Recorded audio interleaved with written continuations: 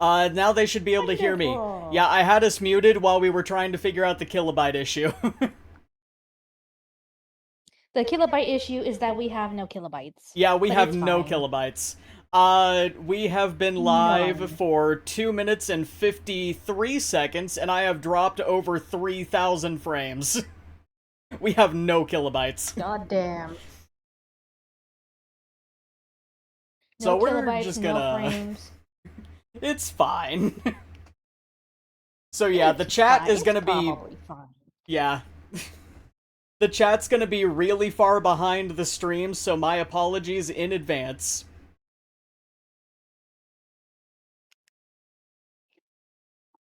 And Siri's redeemed a snack. Snack. I'm rolling over to my bed where I have my food sitting.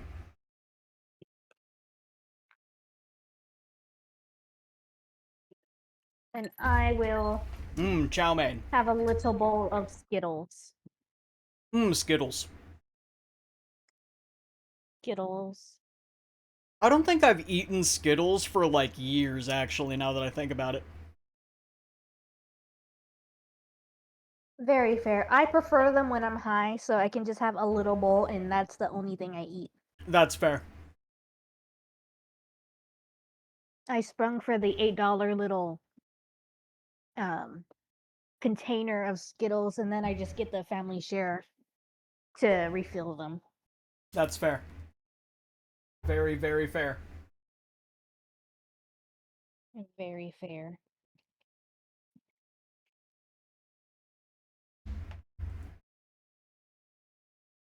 Dismissing all the alarms I have set. In about an hour, I'm going to need to stop to take medication. Very fair.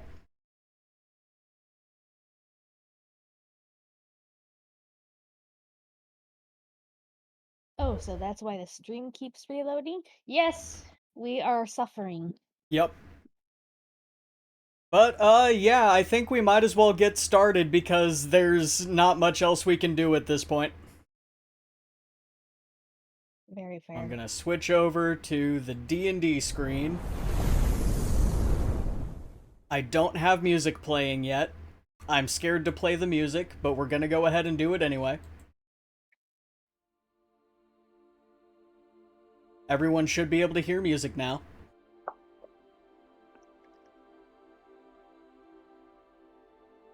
Copyright dubious music. Copyright dubious music.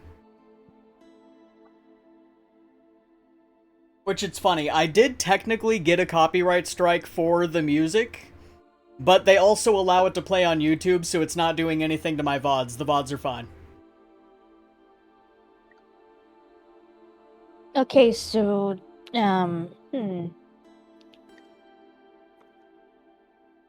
hopefully that doesn't do anything to your channel if it happens again. It probably won't. If it's allowed to be played on YouTube, you can get as many of those copyright strikes as YouTube wants you to have. Fair, as long as it's not monetized, I don't think it really matters then. Yeah. And my channel is not monetized. I do not know how to monetize it, nor do I think I am big enough. That's fair. I've got 10 whole YouTube subscribers. Yippee! I'm Yippee! doing my part. You're doing your part. Yes. Potatoes are good for you. Just look at the Irish. Never once have they had any issues with potatoes. Damn. Owl, no. Owl, no. I mean, that's fair. I guess we do love dark jokes, but damn. Damn. True, though. Damn. Never once has there ever been an issue with potatoes. Okay, so...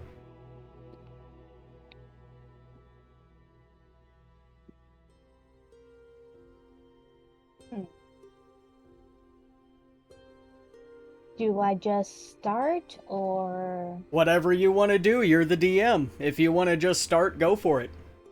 If we want to rant and banter a little bit before we do anything while you do some more prep work, go for it.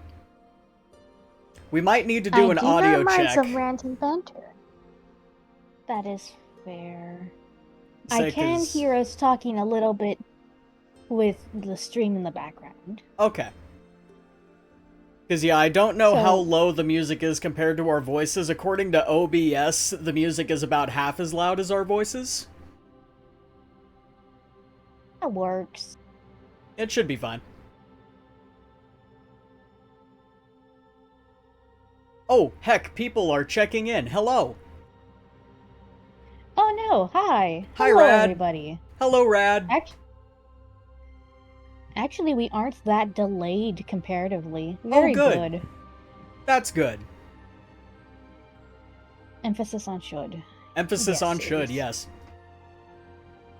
I wonder if it would help if my Fugi wasn't blinking.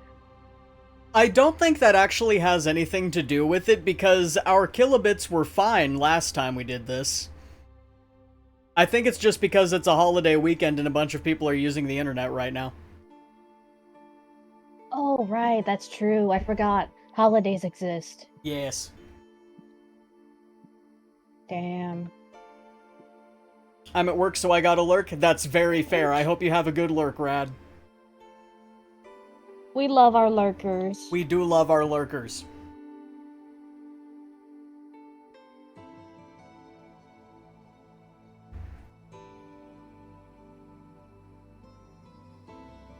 Okay. So, for right now, I do have this one shot planned. I have also loosely 2 of them tied to this going forward that I do need to write down. But, yes, if things go well, if things go not well, then I also have a different plan involved. And things could go either way. The dice are very funny. The dice can be so hilarious sometimes. Like I did a dice roll to go, let's see if I can roll with advantage since I'm with PIDGE, how good of a day we're gonna have, and I got 2 18s. And now we have no kilobits. The dice might be liars. The dice are just laughing at us. Yes. I know I did a starting roll and I got a 19, so I'm like, oh, this'll be fine. And then you said there was no kilobytes. I'm like, oh, okay. Oh, okay. The dice are controlled by Loki today. The dice are controlled by Loki today. Praise Loki. Praise Loki. Okay, so...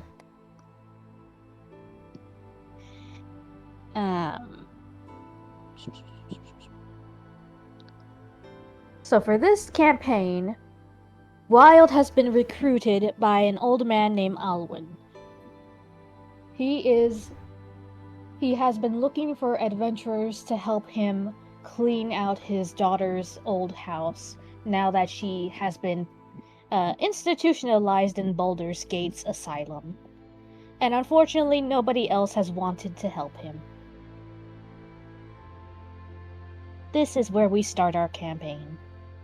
Works for me. I like making money. I like taking jobs.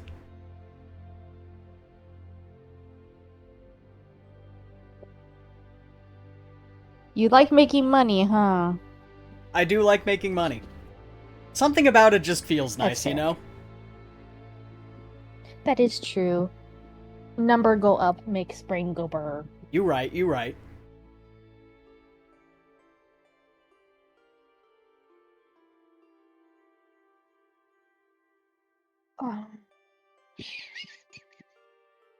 I think the hardest part of D&D is just getting into the swing of it. That too. That too.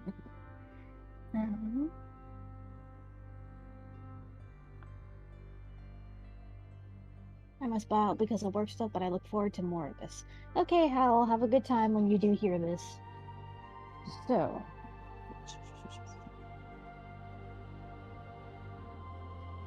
Our campaign begins as Alwyn is escorting you to his old house. Looking at you up and down, he doesn't seem to suspect that there's anything wrong with this half-elf that he's recruited. His voice is a bit frail, and he walks with a walking stick, and he's just nodding along. Thank you, young man, for agreeing to help me tend to this old home. You see, my granddaughter, she's been a bit of a mess since her mother went away, but her new imaginary friends, they've been worrying me a fair bit. He nods along, just waiting. Yeah, I'm nodding along. I'm looking around. Are we coming up on the house yet? We are coming upon the house, and there is a small child with a hint of lilac on her skin, playing with a small purple cat. The purple cat does not look like it is having fun, but it is tolerating the child's antics. That's fair. Alwyn nods along. My little sweet Frida. She's always been a good kid.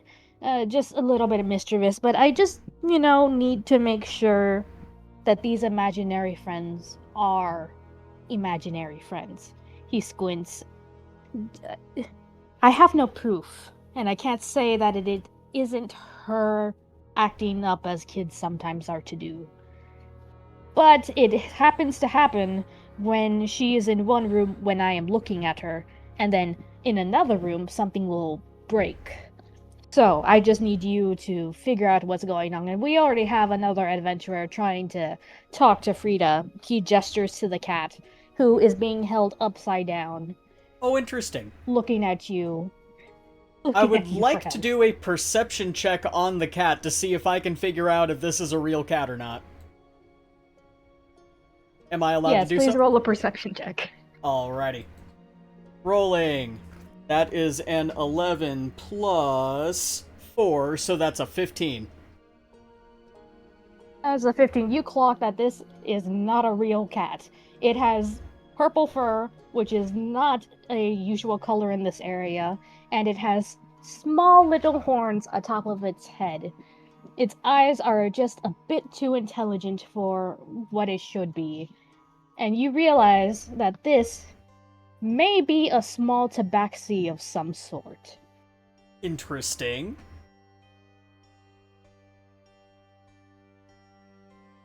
The cat spies you, and it wiggles free of Frita.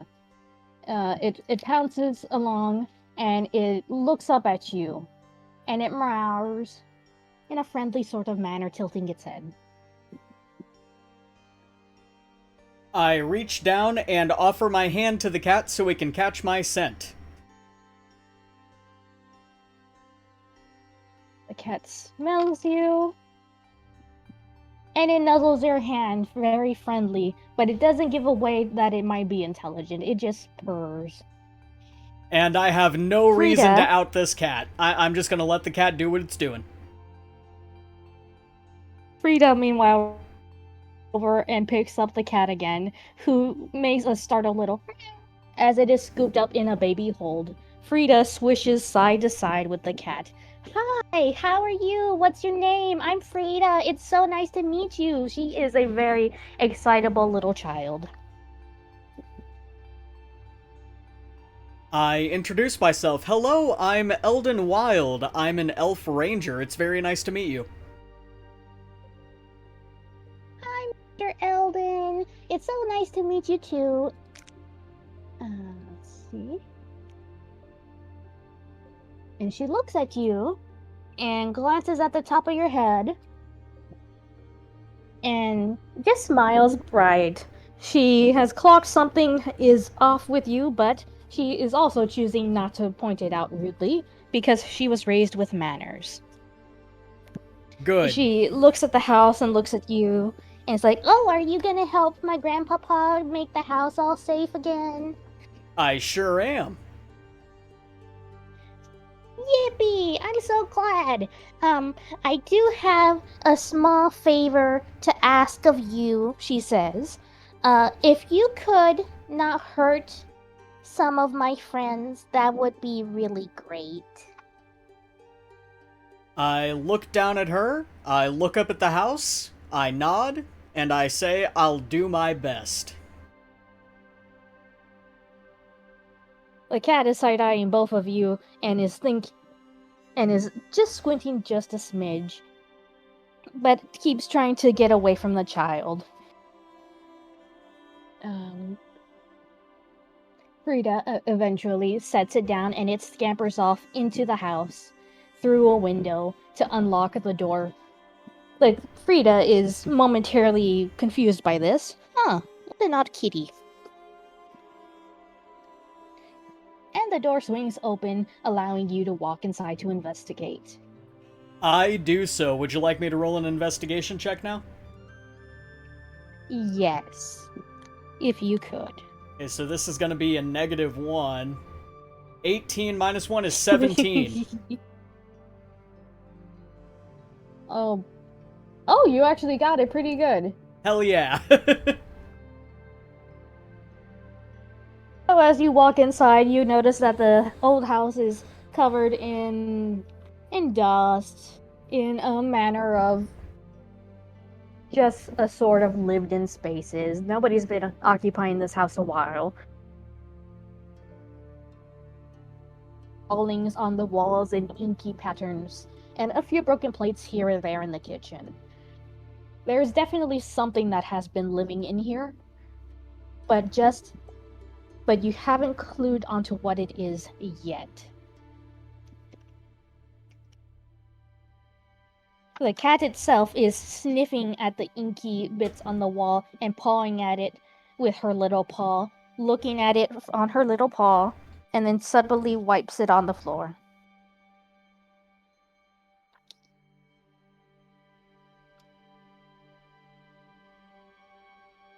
I would like to cast Speak with Animals.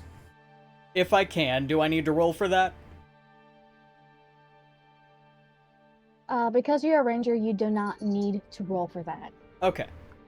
Then I would like to cast Speak with Animals, and I look at the cat, and I go, okay, so have you noticed anything yet? The cat flicks her ears and looks up at you. Well, there is certainly something, she says in a soft feminine voice. It doesn't appear malicious, at least from what I see on this. She flexes her little paw. But it is sticky, and I don't like it. Interesting. She then does a little double check and is like, oh right, you can hear me regularly. Hi, I'm Pidge.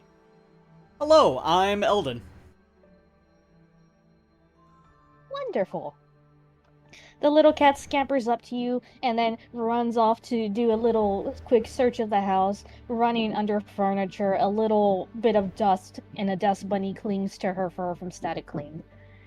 The house itself has multiple levels. There appears to be an attic and a basement. Interesting.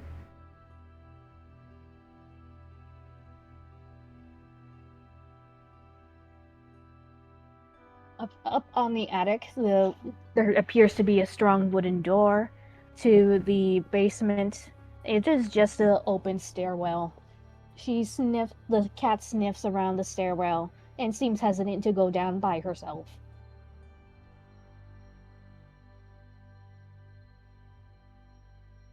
Sorry, the dogs were barking. What was that? Investigate anywhere. No worries. There is a strong wooden door towards the attic, and the stairwell to the basement is empty. You can investigate further to see if you can see any signs of what might be living here. Or you can travel to some of the new locations that have opened up.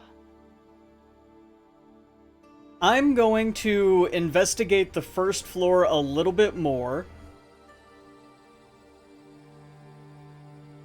And I would like to roll for insight on what Pidge might mean by it's sticky here, because I'm assuming it means more than just the dust.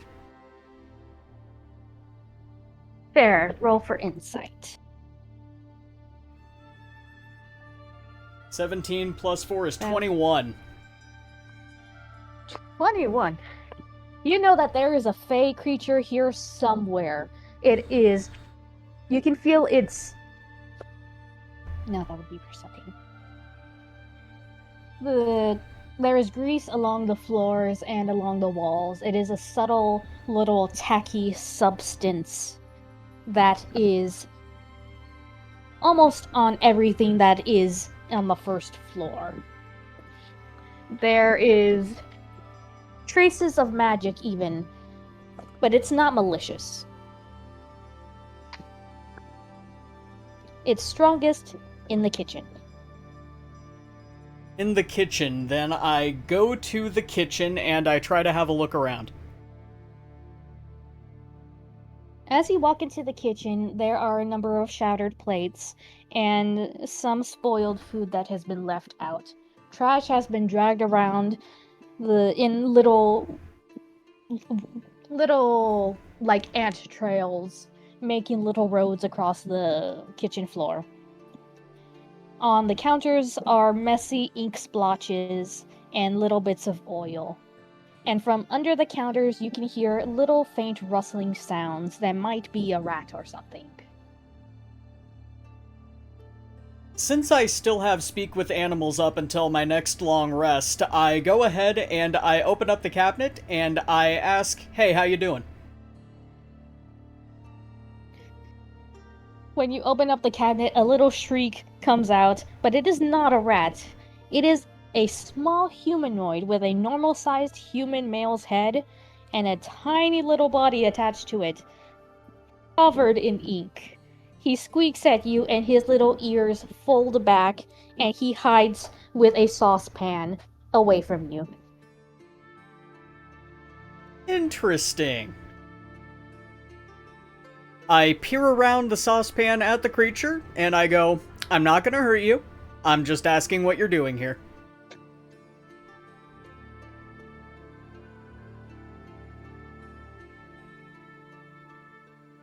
Okay, could you roll charisma check? Charisma check.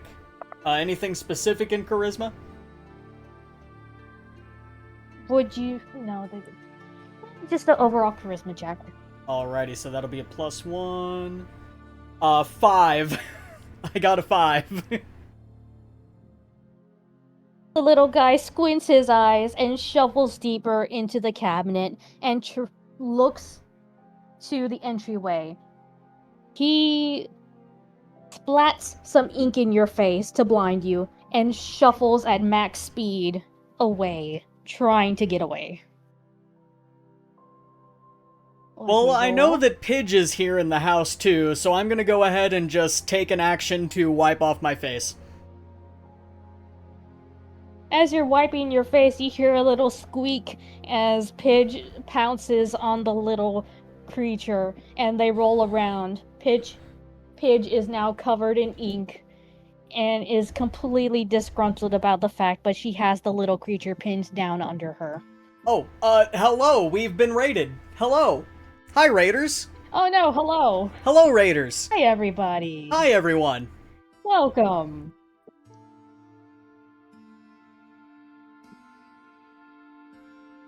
We are currently playing a D&D one-shot written by Pidge here. Yes, hi, I did my best. Oh no. You're doing great so far, I really love it. Aw, thank you. Yeah, hello, raiders, welcome in. I am Eldon Wild, I am the Kieran VTuber. Here to brighten up your day and look over the northern woods, which I am the lord of. This is Pidge. I am Pidge the Witch, also known as Kawaii Pigeon. I am here to bless your day with fun or curse it with just the silliest little misfortunes. It all depends on the roll of a dice. And the dice are rolling very silly. They are so silly. Incredibly silly. Oh, thank you for the shout out, by the way, everybody. Brighten up my day, can I get $100? If I had $100 to give, you are on the list of people I would give it to. Big mood. Unfortunately, we broke as hell. Unfortunately, we broke as shit, yeah. Teehee. Yeah, no, after wiping off my face and getting rid of all the ink that got splattered on me, I walk up to Pidge, And I go, what do you make of this? Pidge has an intelligence of 14 plus 2. And so if she rolls, she's 12.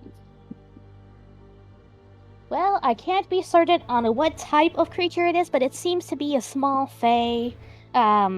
Given that it's currently not biting my face off, I don't think he is mean. She kind of paws at him and he squeals. And, you know, he's kind of funny looking. I don't think this is the guy that's been causing the bad trouble. But it's definitely the guy who's been scribbling on the walls. Interesting. Puck, thank you for the subscription.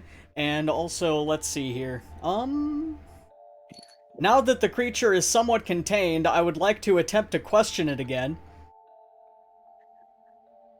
I just look down at it and I ask, so, what you doing?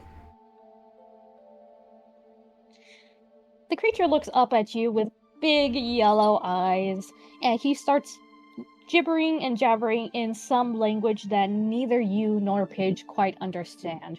She holds her paws up for a moment as she casts Comprehend Language. Ooh. Runes appear around her forehead, and they have different alphabets. You can recognize some of them as Common, Draconic. And then she looks at him and paws at the guy again. She nods like, this is Sylvian. He's speaking Pure Fae. This little guy's name happens to be Inky. Very original. I simply nod along. Very well. And she looks down at him. So, what are you doing here? And Inky gestures more or less around while he's blabbering, and Pidge nods. He seems to have been living here for quite some time with Miss Alice, the daughter of what's his name. She waves her paw a little flippantly at where the old man was outside. But he's been having some problems with other new live-ins, it seems. So he's asking if you could please not hurt him. It's not him who's being a little crapper. Gotcha.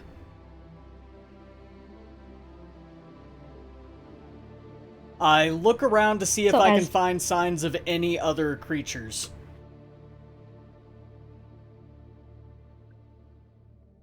Would you please roll a perception check?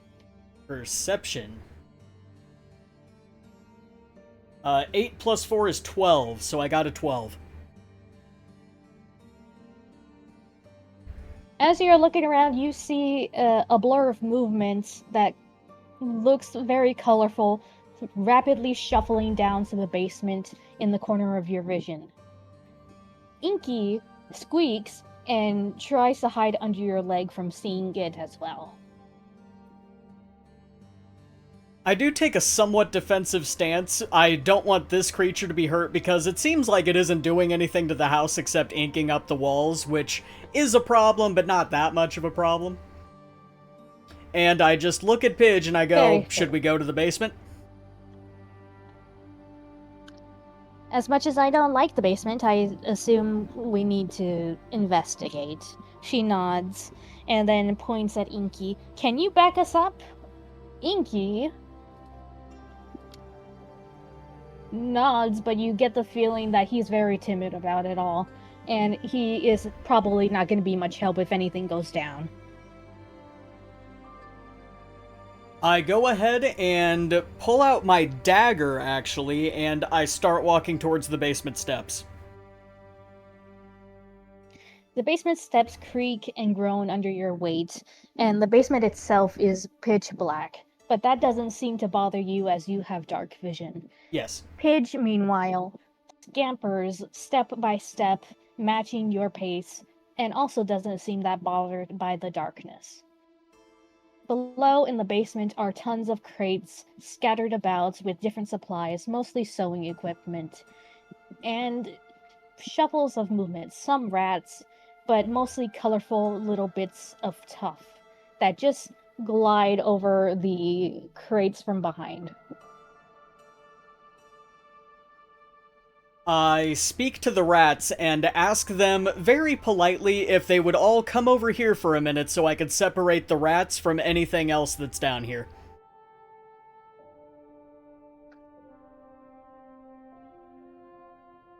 The rats look up at you and they all come in a very neat swarm. There seems to be about 20 of them scattered about, and they all wiggle their whiskers at you and they're like, "Oh, visitor, hi, do you got food?" They all just chatter in a cacophony of friendly voices. Pidge, meanwhile, is eyeing them and trying very hard to sit still. I ask them politely to go to the corner and hide near the stairs, and in order to keep them all in one spot, I offer some of the cheese from my daily rations.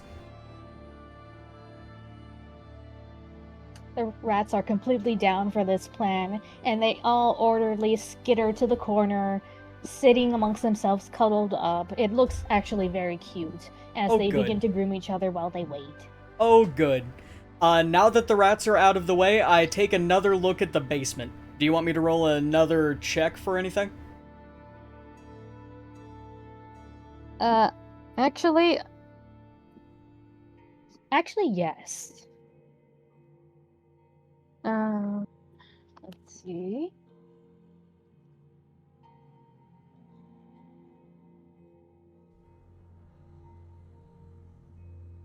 Looking at my cheat sheet, I want you to roll perception, wisdom. One perception check. 19 plus 4 is 23. You can see 3 doll-like figures hidden amongst the crates. Each of them moves just subtly, and between all 3 in a triangle pattern, on the floor is some gold. It is a blatant trap. Gonna do a self-roll here real quick since we've established that my character has a thing about money. So I'm just gonna roll to see if I do not fall for it because I think I don't fall for it anyway. Does an 11 keep me from going for the gold or walking towards it? An 11 keeps you from it, maybe like a slight bit of hesitation, like a little bit jerk towards it before you bring yourself back in. Yep. Good thing I've got a +2 on wisdom. I'm gonna roll for Pidge, though. Oh no. Pidge rolled a 10. Oh. Which means she gets about halfway there. Would you like to stop her? I go up, up, up. Wait a minute. There's dolls here. Don't trust the dolls. Pidge pauses and like, dolls. It can't be that bad. What are they, made of, what, felt or something? And she turns around and she goes for it. Everybody roll initiative. Yep, rolling initiative. Okay, 2 plus 3 is 5, so I'm pretty sure I'm low in the order.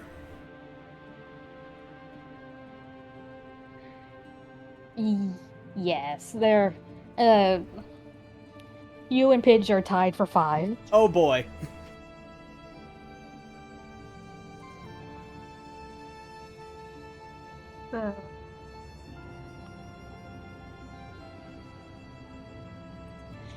I'm gonna need us all to make a intelligence roll. Oh good. No. I love having -1 intelligence. This is a saving throw of some sort, I'm assuming, or is it anything specific? This is a saving throw. 2 minus 1 is 1.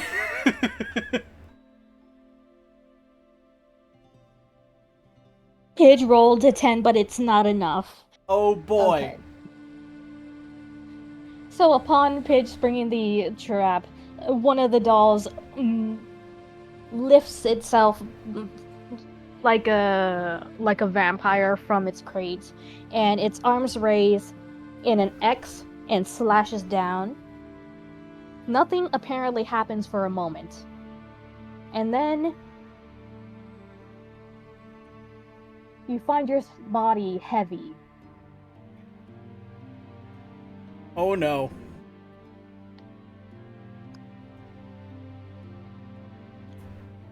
As you blink,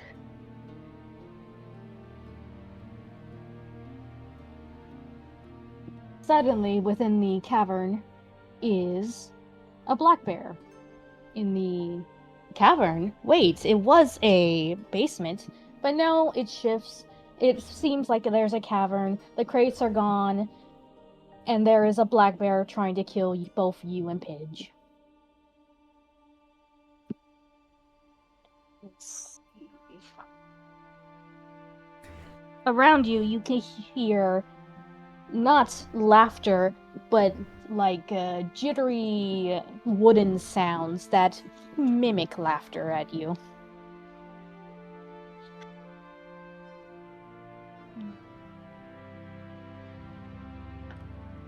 The Okay, player you get to knows fight before. that this probably isn't a real black bear, but... Wait, when's my turn? Am I able to take an action now, or... You're able to take an action. Since I still have Speak with Animals up, I go, wait, wait, wait! And I try to stop the black bear, and I'm like, can we just talk this out real quick? The black bear does not seem to respond to your words whatsoever. I figured. It goes to attack the closest thing, which is Pidge. It rolls a 15. Oh. So it does not hit her. Oh, she good. is able to evade by jumping over its paw. But she is flopped off, and she is not having a good time.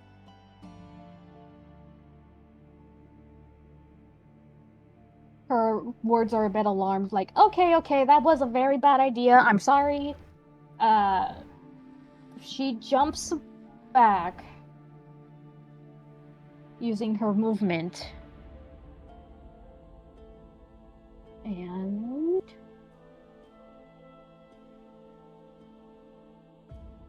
she casts... tries to cast... Hex.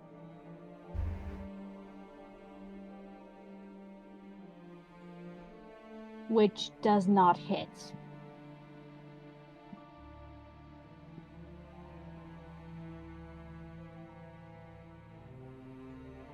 Is the bear standing around where the doll was standing?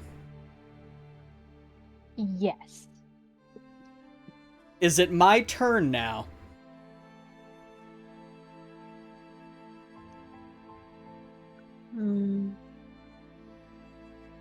I will say yes.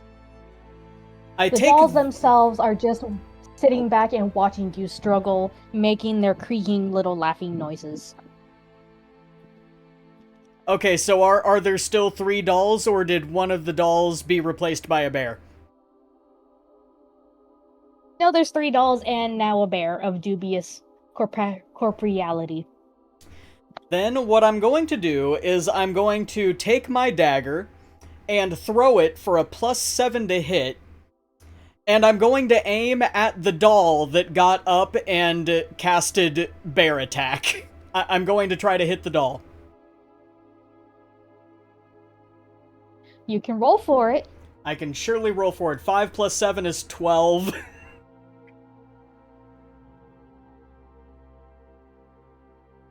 Well... you know what? I'm going to allow it. When you throw your dagger, you notice that your body isn't moving as it should. It twitches, and with your roll is enough to throw the dagger.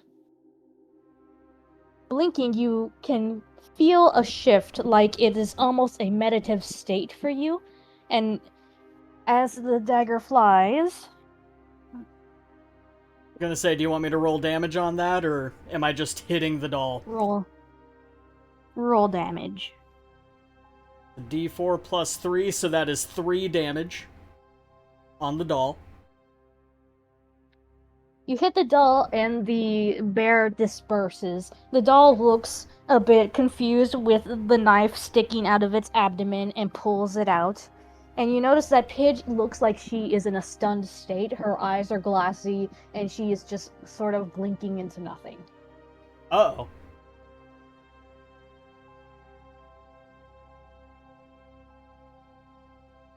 The other dolls look at the one that was injured and then back at you, and immediately they bolt deeper into the basement, throwing things in their way to cover their tracks, moving very sporadically. You may take a turn. I go to Pidge and I attempt to do a help action to get them unstunned. Very fair. Your help action works.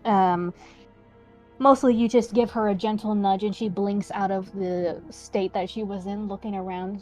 I could have swore I was moving around, she mumbles, and then looks up at you with her ears down. Hi. Hello. I think we're dealing with magic dolls, I say. Oh, fun. Is it too late to walk right back out of here? She mumbles and looks at what is a fleeing doll crawling through an air duct. Well, we did already accept the job. And I stabbed one and it has my knife now. That's fair. How attached are you to that knife? Not very, but if we're not careful, it might become attached to one of us. That is fair. She nods sagely, like, okay, so they don't feel pain, I don't think, because I did not hear no screaming. But it did run away as soon as you damaged it, and it looked like it could take a little more. She shakes her head side to side. It doesn't seem so tough, but that, whatever it did with the bear, it seems like it could cause trouble. Yeah, if they can cast magic like that to create illusions, we'll have to be very careful and stick together. That is true, she nods. So that pile of coin, though, since they're already gone, she gestures side to side with her paw. I mean, if you want to try to take it again, I'm not going to stop you. That's fair. She scampers off and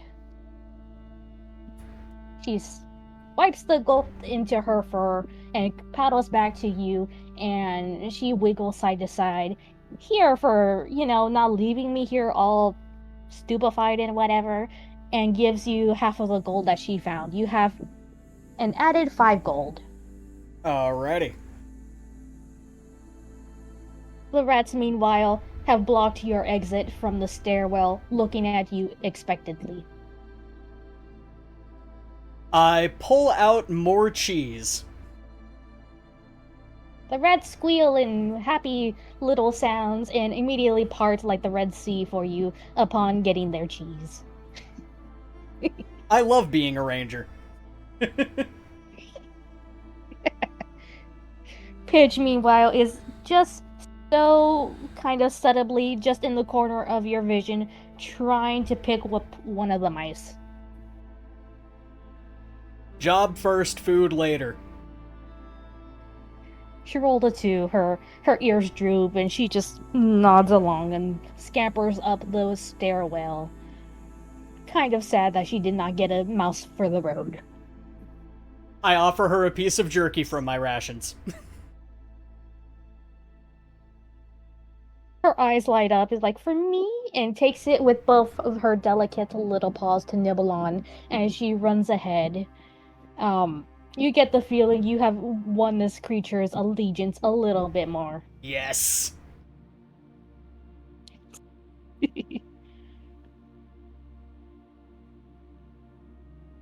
So within the main hall, there's one of the dolls, the one with the dagger, is kind of taunting you from the stairway to the attic. It is doing a little Fortnite dance with your dagger.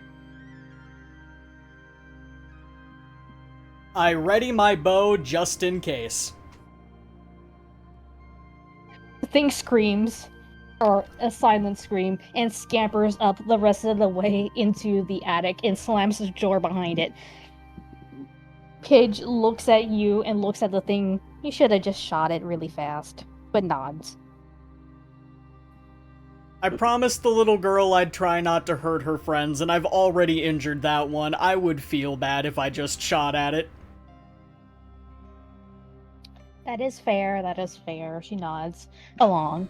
But that thing doesn't seem too smart if it's taunting somebody that hurt it. So, if it's not the little Inky guy, and she looks around, by the way, where is Inky? Where is Inky? Inky, meanwhile, is hiding underneath the chair, just watching silently and squeaks when he's mentioned. He waves shyly, kind of flustered that he was caught not following you guys. I don't blame him. That is very fair. Upon moving, Paige moves to the attic and paws at the door, but it doesn't open. And in fact, it seems locked. That's not good. I don't have any lockpicks. That's very fair. Inky, for his part, waddles up to you and tugs at your leg. He shows you a manner of little bits of trash, but they don't really do anything useful. But he's trying. I appreciate the effort.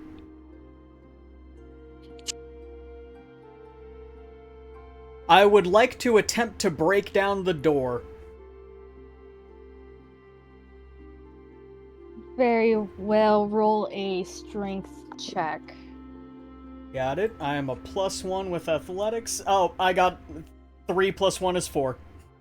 I am not opening that door right now. You kind of bruise your shoulder just a little bit. Do I take a point of damage, or...?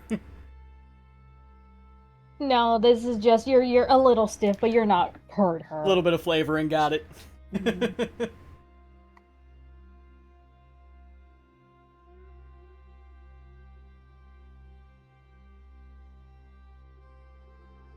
Pidge, meanwhile, looks at you, looks at the door, and gently waves her paws, like, could you please step back just a smidgen, please? I step back more than just a smidgen, because this is a magic cat and I don't know what it's gonna do to the door.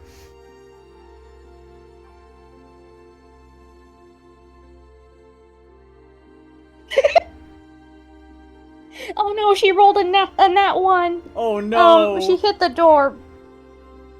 She casts Eldritch Blast as her fur puffs up, her eyes glow, and it just, bzz, like a little fizzle, think off the door.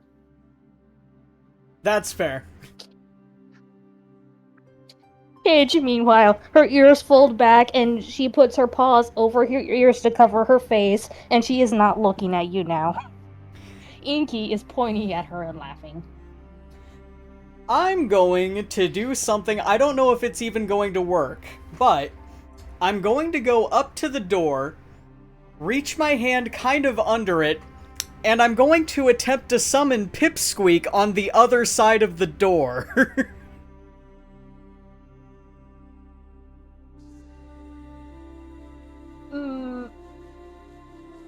I really like that, but so roll just a general D20 roll. General D20, okay. I got an 11. It works, and you hear a muffled, "Hey, Wild, huh? Where am I?" A little confused babbling of Pipsqueak. Oh, I'm on the other side of this door. Can you please unlock it for me, Pipsqueak? You summon me after all this time to unlock a door like some common familiar. This whole time that he's ranting and raving, he is unlocking the door and pushing it open. I offer Pipsqueak some of my jerky. You know what? For jerky, I don't really mind. How you doing? Hi. You got a weird, funky cat, but that's cool. And he's just nibbling the jerky. No, no, no. I love being a ranger. Inky, meanwhile, is pointing at the little dragon and making very crude gestures and kind of wiggling his fists. Pipsqueak does not seem to care about this hostility. But you do now have the door open. Oh, good. I kneel down in front of Pipsqueak and I just ask, what do you know about magical dolls that can cast illusions? Magical dolls that can cast illusions, huh? You know, that sure does sound creepy, and you probably would want to avoid them. I think that's about as much as I know. He just shrugs. That's fair. I explained the job that I'm doing to Pipsqueak and how we need to get rid of these dolls. You need to get rid of these dolls, huh? Well, I wouldn't have the foggiest because he rolled a 2. That's fair. I rolls again. But I imagine most of these dolls don't really operate that way without a master, so something is making them do stuff. And if it's trying to kill you, then it's probably not something friendly.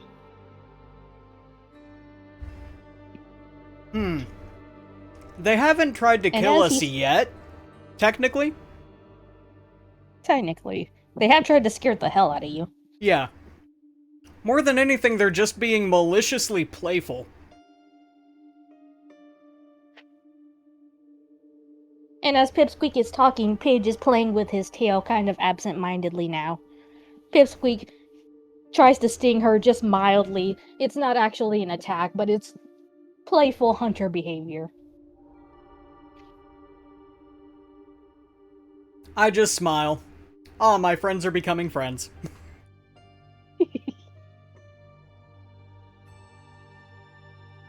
So, as you all are talking and getting along somewhat, you can hear what appears to be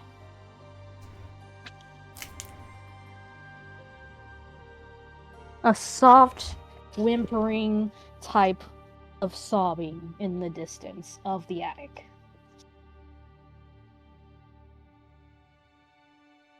I look up, I ready my bow, and I start walking towards the attic. The attic itself is dusty and covered in cobwebs with disuse. The rats up there have gotten word from the rats in the basement, presumably through the air ducts, that you guys mean no harm and make their way to the edges of the room, just moseying along. One of them stops and looks at you and like, finally somebody here to deal with the creepy thing. I look down at the rat and I ask, do you know where the creepy thing is right now?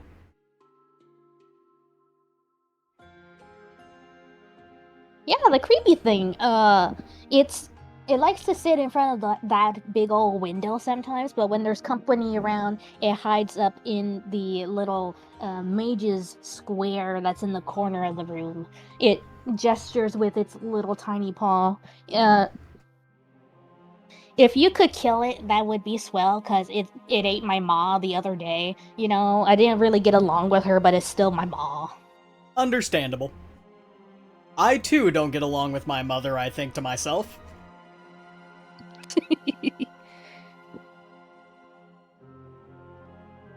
Pidge, meanwhile, gently tugs at your your... She tugs at your clothes with a little bit of a sense of urgency. It's like, those creepy things are watching us again. The puppets from above are watching you from the rafters, dangling and swaying in an almost playful manner. The one with your dagger drops it, fumbles, and it clatters loudly. Its brethren look at it and point and make the little crackling sound at it. I aim and fire my bow at it. Can you roll for a dexterity? Dexterity... 13 plus 3 is 16. Oh, you definitely hit. Please roll for damage. Alrighty, that is a D8 plus 3, so... 7 plus 3 is 10. I get 10 damage on it.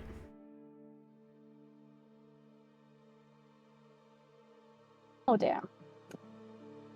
The puppet creature, its insides crack splitting open, and it kind of now holds itself more together. It is highly damaged. This thing then starts shivering and backs away. The other Muppets stop laughing and tilt their heads and stare at you. One of them helps its injured brethren to a more safely obscure corner of the rafters. I aim at the one that isn't obscure and I just say, we can do this the easy way or the hard way. Can you roll intimidation? Yes, and since I am not angry yet, I don't get advantage on it. There. 18 plus 1 is 19. It works. The little thing makes a little jerky noise like it just got spooked, as well as its friend, who both of them kind of curl all three together in the corner, just waving their little hands like, please don't hurt. The sobbing that was in the distance stops abruptly and turns into small growling. I look towards the growling. Still with my bow ready. In the distance is a small creature. It looks almost like a child, but with the head of a rat's skull even, and holding in its arms is a little delicate plushie. It points and it says, "How dare you scare my little nincompoops?" How dare you On top of scare the that, owners of it this does- house?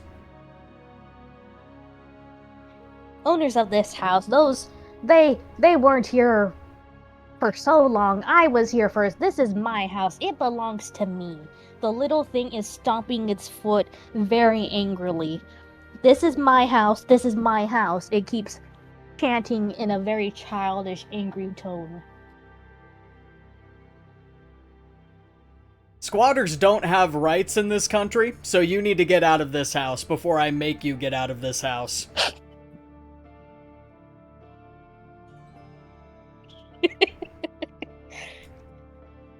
Was it Inky, Pidge, and Pipsqueak are all just trying very hard to back you up and not giggle in front of this enemy? The little creature shakes its head and says, "I'm not a squatter. This is my house, this is my family, and it's all her fault that I'm here and I'm not a real little kid." The little thing throws its plushie down and starts getting closer with little creakling bone sounds. You still have time to talk to it before it gets hostile. I keep my bow aimed at it, and I go, "You do not want to fight me, kid." I think I do want to fight you real bad. It takes a little bit of a child's toy trash and thumps it at your head. But it seems to just be a warning. I aim at the ground in front of it. And I fire.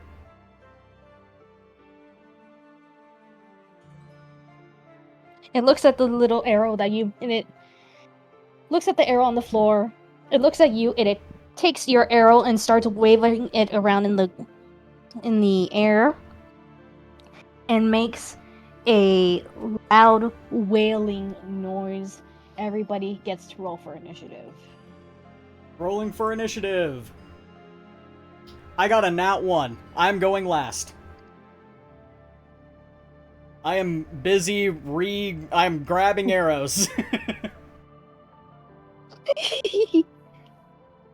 So Pipsqueak got a 15, so he's going first.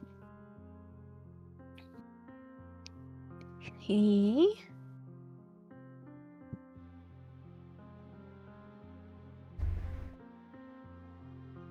looks at the little thing, seems a bit conflicted, but it's attacking you. His summoner? I was gonna he's say, not I'm a entirely- Drake Warden, so technically I am Pipsqueak's guy right now. He is your guy, and he goes to attack the small creature. God, I keep losing what its AC is. But it doesn't really do anything. He rolled low, so he misses. Creature goes next.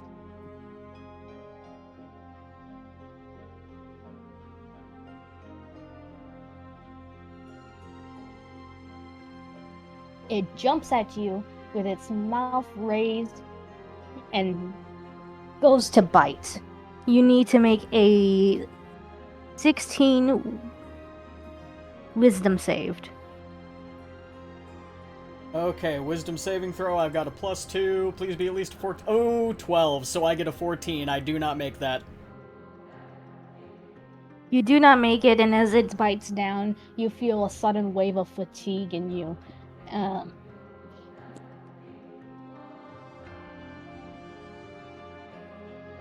Is this poison? It is not poison, but Okay. you have maybe... you will have disadvantage on your attack throws. Gotcha. Yes. I would like to note that I am now angry and entering hunter mode. Yippee! Yippee! See, hunter mode. I would like to know for the crowd, I am juggling 4 to 3 stat books and multiple tabs. And I would like to note for the crowd, hunter mode means I turn more draconic. My eyes turn more yellow and start glowing. My teeth become razor sharp, and my tail lashes and breaks through my disguise. I now look like a complete and total abomination.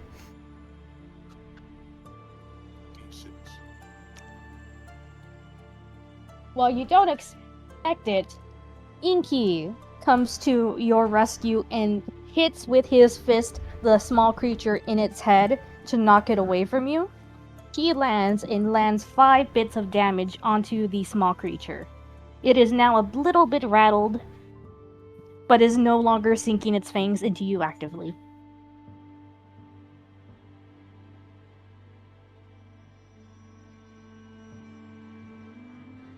Very well.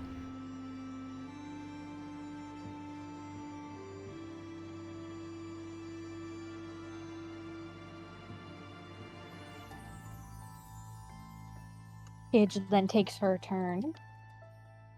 And she goes for an Eldritch Blast. Except it misses completely and it shatters a window. Damn. Damn. It is now your turn.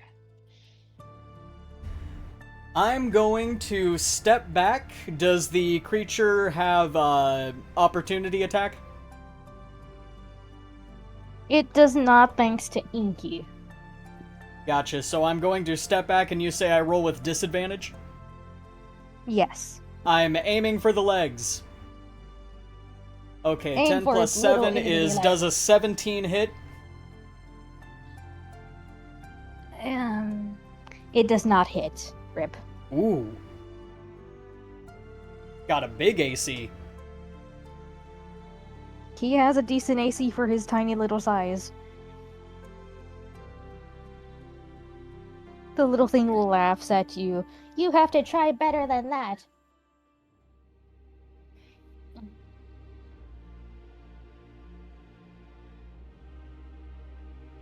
It then wiggles its hand in front of its mouth and makes an inhale motion.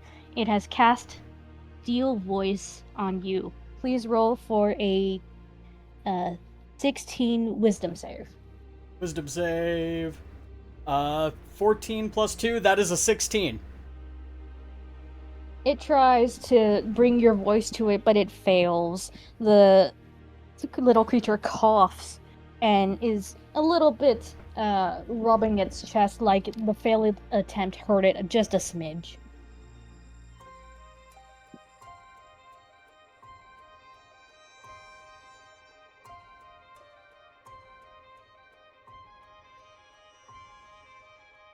Let's see. In front of you, Inky throws his hand out, and he rolled a nat 20. Ooh. So he sprays the area in front of you with fine, slippery oil, and the ground in front of you between you and the creature is now stained with black ink. Yo?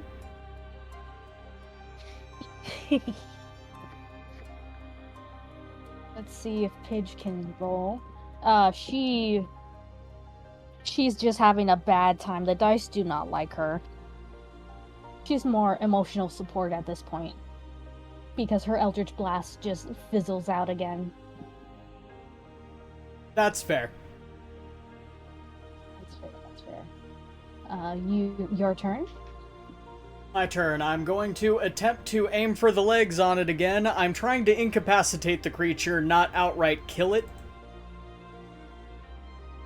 4 plus fair. 7 definitely does not hit. It does not hint.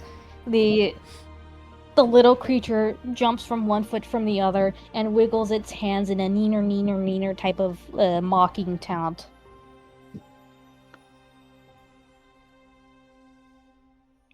It will try again to hit you. And it does. You need to make another wisdom save of 16. Wisdom save. 3 plus 2 is 5, so I lose my voice now, I'm assuming. Yes, as it is waving its hands in front of its mouth, a few musical notes come into its throat, and you have found that you can try to talk, but all that comes is a small wheeze.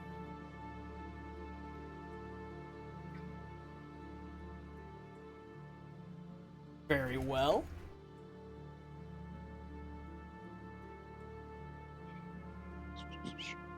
Inky tries to attack, but he rolled too low.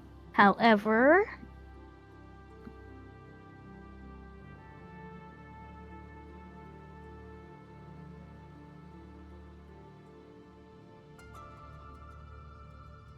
it opens up a dimensional rift right under the creature.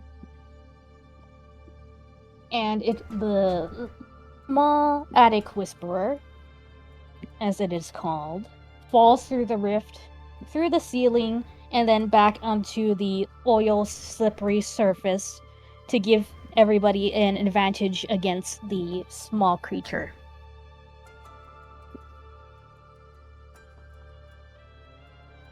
All right.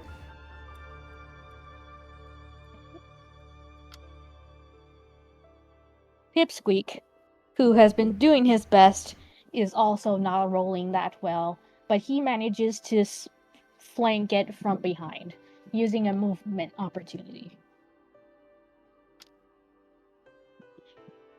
Pidge does not beat its AC, so it is back to your move. Okay, since I've got advantage against it, do I roll straight now? Or do I still roll with disadvantage? You roll straight now. Okay. 6 plus 7 probably does not hit. We're gonna be here a while, guys. We are gonna be. This thing is tanky for being so tiny. Yeah, we're gonna be here a minute.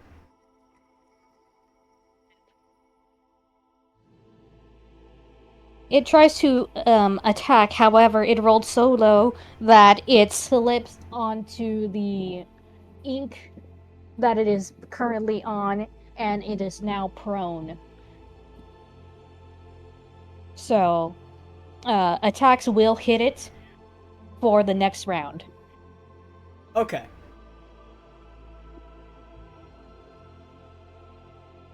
Hipsky rolls, and he manages to roll for Sting. He rolls a d6, and he manages to stab his stinger into its bone just enough to get it a little bit fractured. Let's see. Page rolls. She.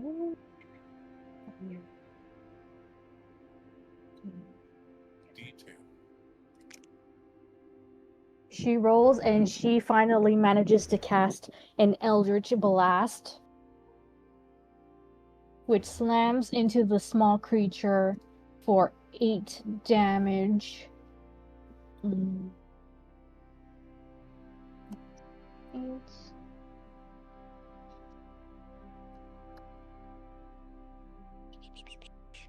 My apologies for when I get quiet. I am doing so much math.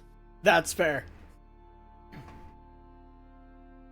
The creature, it is visibly damaged. It has cracks along its body, and it now begins to move in a almost panting, jerking noise. It is entering a bloody state.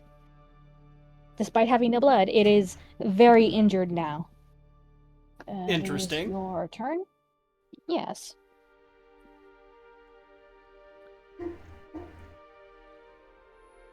Puppies! Yeah, no, my puppies are barking. Bork, bork.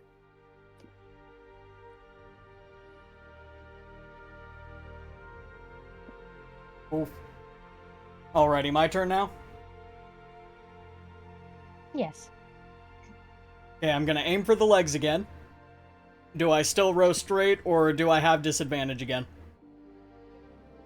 Because it is prone for this turn, you just roll straight. 5 plus 7 also does not hit. It does not hit, but it is prone, so I will say you get to attack with half damage. Okay, half damage. Yes. 2 plus 3 is 5, so either 2 or 3 damage on it. Going 3. The creature staggers up, and it holds itself a bit like a small child would. You're not playing fair.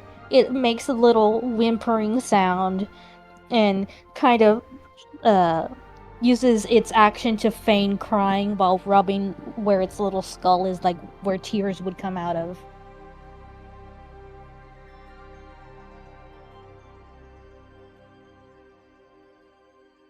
Pipsqueak rolls low, so he is fooled by the creature's attempt to play for sympathy. Pidge is not fooled by its attempt for sympathy, but she is a bit discombobulated from actually successfully casting a spell and does not manage to hit. Inky knows this creature very well and is instead, because he is not very intelligent, using his turn to give it the finger. Damn. Based. Based. Your turn. My turn. I can't say anything, but I would like to attempt to intimidate the creature. I give a very guttural, draconic growl. And since I am in my draconic mode, I roll with advantage, correct? Yes. Oh, double 18 again. 18 plus 1, so that is a 19 to intimidate.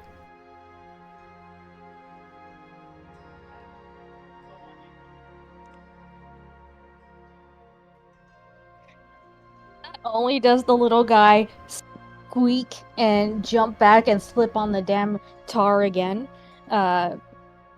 Pipsqueak also squeals and kind of jerks away from you while giving you a side eye, like, what the hell came out of you? Pidge fluffs up momentarily, but then calms down immediately. Inky screams like a shrill little creature and waddles a couple paces away from you. Teehee. Teehee. Also, we got a drink redeem. Everyone take a Yippee, fucking drink. sip. I just realized my redeems weren't working. Teehee. Oopsie. Thank you for the drink, Crow. Yes, Crow, our beloved. Chug, chug, chug, you right. Yippee! Yippee!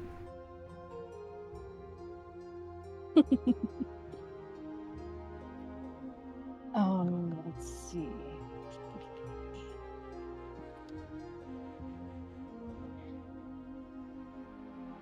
So,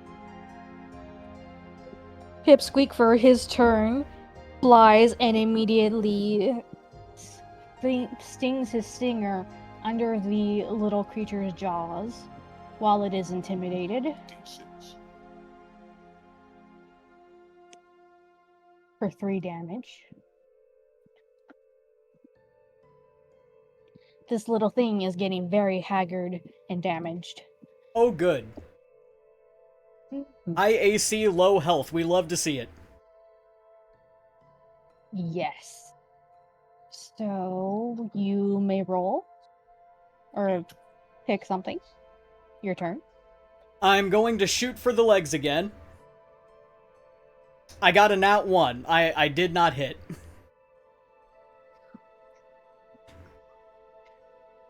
As you shoot for the legs, it manages to jerk its leg in time just to avoid the hit. So... Now see, if it hadn't stolen my voice, we could have talked this out. Very fair. It tries to attack you with another bite, but it does not beat your armor class. So, it bites onto a bit of your armor, but then makes a patooey sound. It is now right in front of you. Hehehe.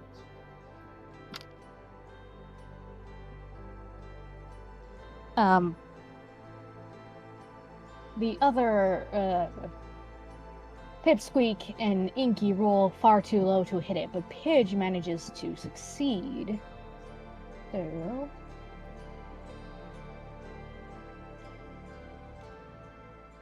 Unfortunately, you are so close that she does not have any good attacks.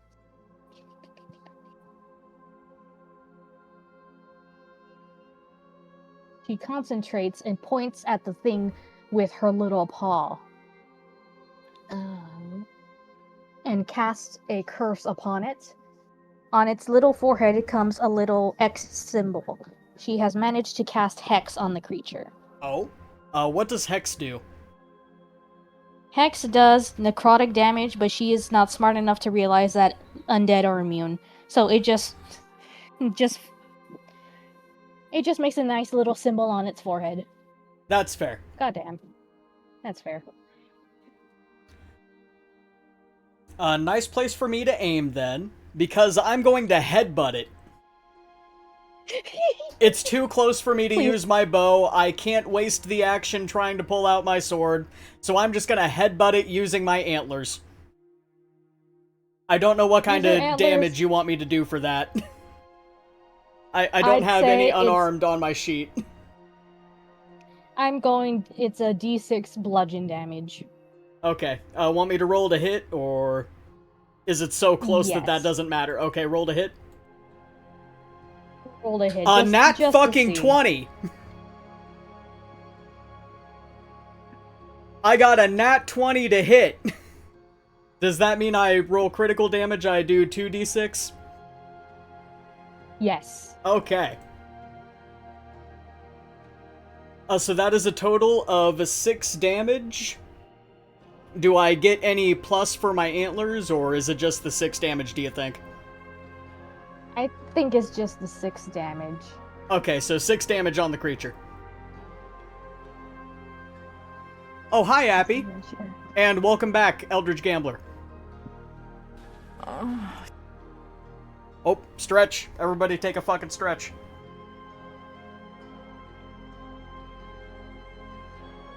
This thing is... It is beginning to fall apart. One of its arms just plops right off, and it looks at where the socket is and kind of feels around it, just a bit panicky as it tries to attach its arm back to its body. And then just holds its little arm really panicky, like it did not expect anything like this to happen to it. As it is panicking and flailing, it does break concentration, and you can now talk. Cool beans.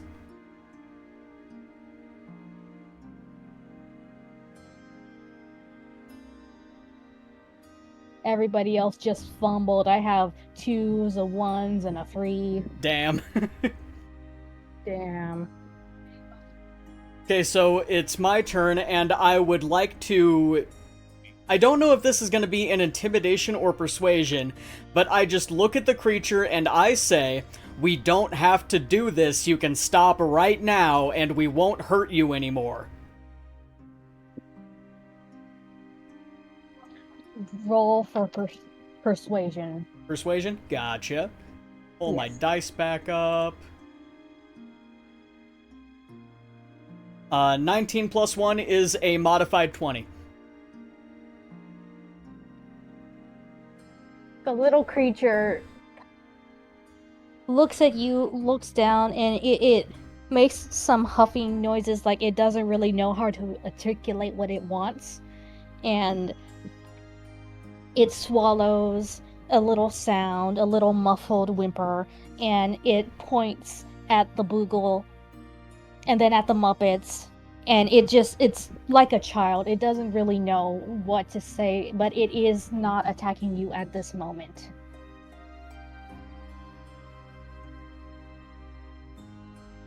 I kneel down, so I'm looking it more in the eye, and I say, you're hurting people and you need to stop. The owners of this house want their home back. I understand you need a place to live, but so do they. The little creature looks up at you, and it whimpers. It's like, but it was my house. Those are my parents. And you roll a perception check. Perception. 2 plus 4 is 6. You don't get what it's saying, but you recognize it's not lying. Whatever it's trying to articulate, it is heartfelt from this little creature. Pidge rolls. And she rolls high enough. She looks at the little creature, then at you, then at Inky's. Like, I think this undead is related to the family somehow.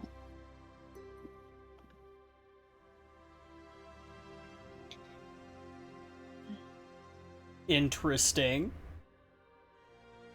Pipsqueak, meanwhile, he rolled well, and he comes over to the little creature, and since you are now comforting it, he is now gently patting its little back. Aww.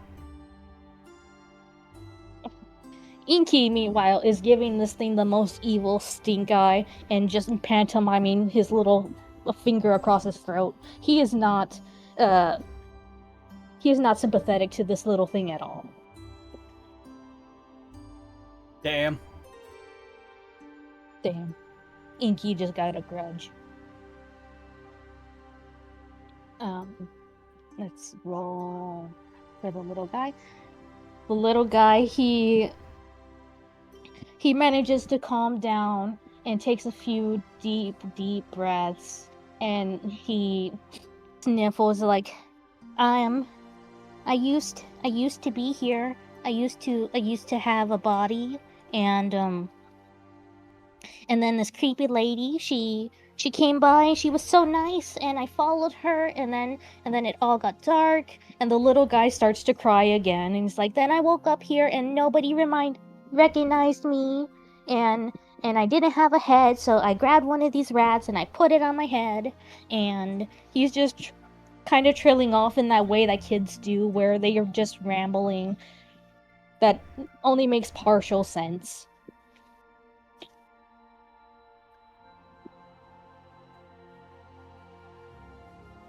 I'm cooking a thought, and I'm not very good at thinking, as we all know. That is fair. Can I tell if this is a cursed creature?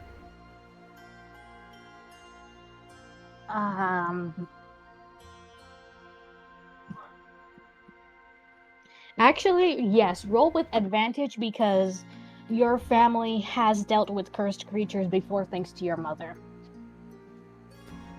Rolling with advantage, what am I rolling for exactly? I got a 13. Do I add anything to it? I think you just are able to roll again, even if it's higher, we go with that one. Oh, no, I got a 13 and a 9. The 13 is the higher one. Okay, so with that 13, you recognize that this is not a natural undead. It is crafted by feelings of loneliness and betrayal. And it has just gotten worse to the point where it has begun to act maliciously towards people.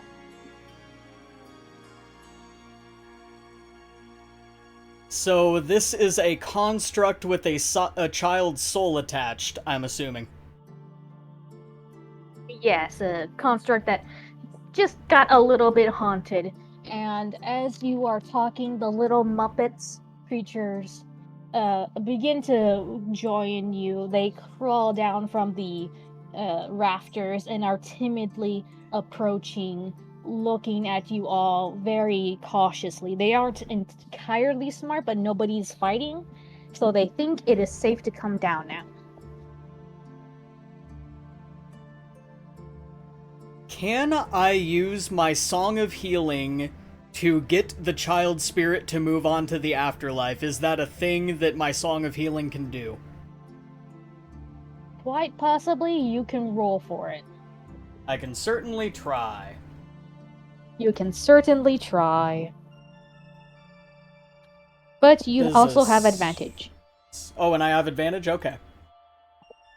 Mhm. I'm gonna take the 6 plus 5 for an 11 in performance when using my father's pan flute to attempt the Song of Healing. Okay, now we see. I contested it, and you have succeeded in playing the performance. It has the Muppets kind of sway to the song. They aren't actually affected because they are not undead, but they are calmed. The small little creature, it freezes and then makes a low sigh, and it's just, what a pretty sound. It hums along, gently swaying. And because it is so weak, it begins to disintegrate slowly and calmly.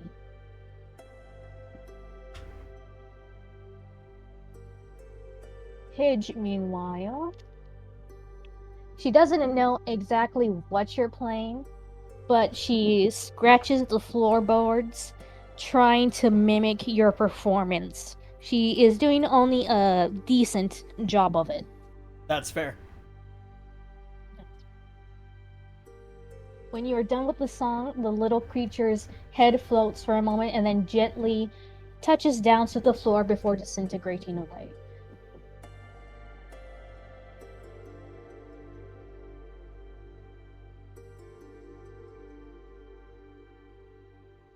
Yay! You have defeated the Attic Whisperer! Yippee! Yippee! I'm also no longer Angie.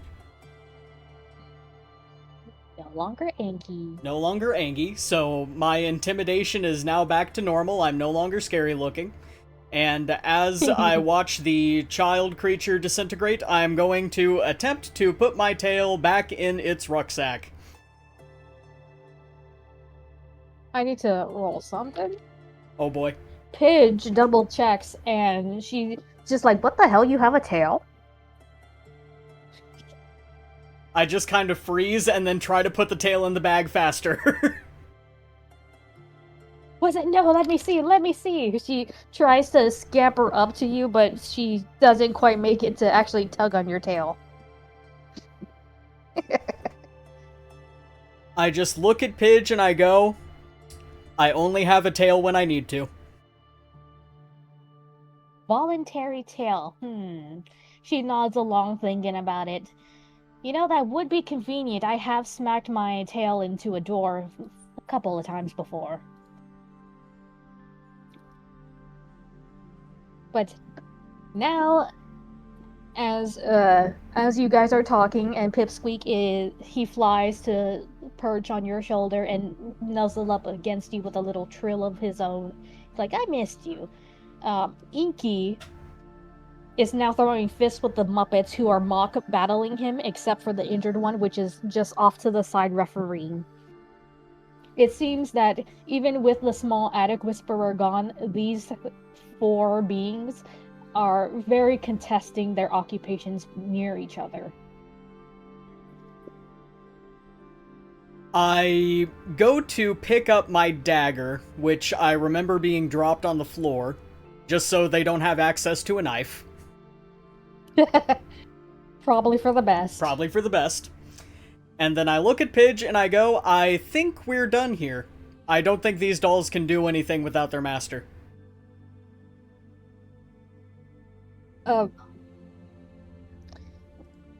Let's see. Pidge will roll a Arcana check with her intelligence, which is a +2. And she goes, actually, they weren't protective of the creature beyond their own self-preservation. I don't know if that thing is their master, but it did seem to be doing something with them. So she just follows after you, kind of looking back at the little Muppets and not entirely sure if they should intervene or just go back with you guys. Then I just kind of look at Pidge and I go, then should we try to go find their master to finish the job? Because this master appears to be malicious. The master does appear to be malicious, but she looks to Inky and she repeats what she's asked, what their master is, and the little guy turns to look at you both and begins grumbling and gesturing with his hands. And you see Pidge's ears perk way up, and she goes, okay, so these are the little girl's guardians? ? Pidge trails off. Their master is her, but not her mother. And as Pidge is explaining this, you can tell she is also very confused about this differentiation.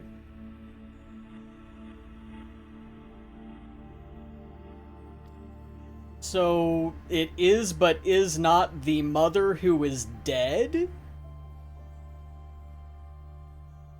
Inky explains, oh, the mother's not dead, she just went insane. These are gifts from the maw. And Pidge is holding her temples, her little kitty temples, and is thinking. She rolls. And she goes, okay, so she has 2 moms, but not in the gay way. The little guy nods. It's like, okay. These things are a gift, so they're not going to hurt the kid. All the little puppets nod along to this, and they're like, okay, that's all we really need to know. I kneel down, and I make a point to look every single one of them in the eye. No more breaking things, or we will have to come back and make you leave.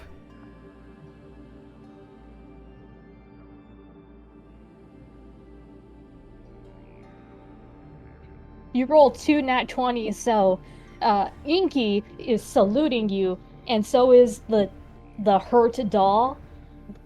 The other 2 dolls are looking at each other and nodding vigorously. Good. Very good. That settles that. That settles that. So, you can explore and look around. Pidge kind of elbows you and like, so we have free reign. Might there be any interesting things here that, we could take from a road? I shrug and I go, let's look around. So as you look around, there seems to be some sewing equipment, some lace dresses, all very small. There's a equipment of old battered fighter gear, and inside you find not much of good quality, but you do find a neat cloak. Ooh.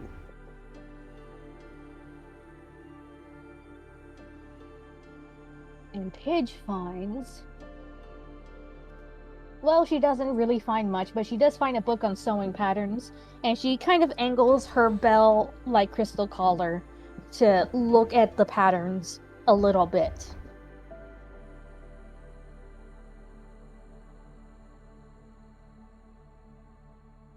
Beyond that, you don't find much else of note or particular value. Interesting, alright.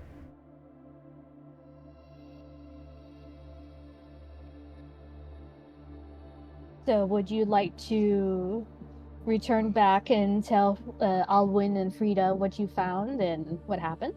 Yes.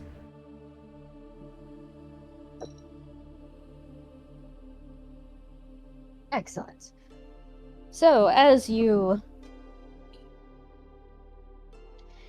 come back down outside to Frida and Alwyn, you find that the two are playing a little game of marbles. Alwyn, he seems to be holding his back in the stereotypical painful pose, while they are both eating little bits of rice cakes. And he is very obviously letting Frida win. Aww.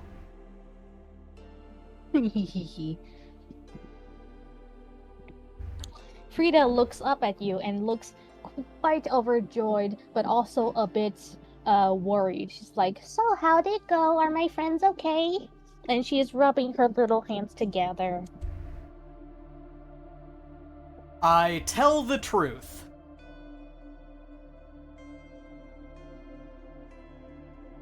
Frida nods, and Alwyn actually looks very conflicted. He looks relieved that you pacified the attic whisperer, but on the other hand, he looks like he is mourning what had happened to it.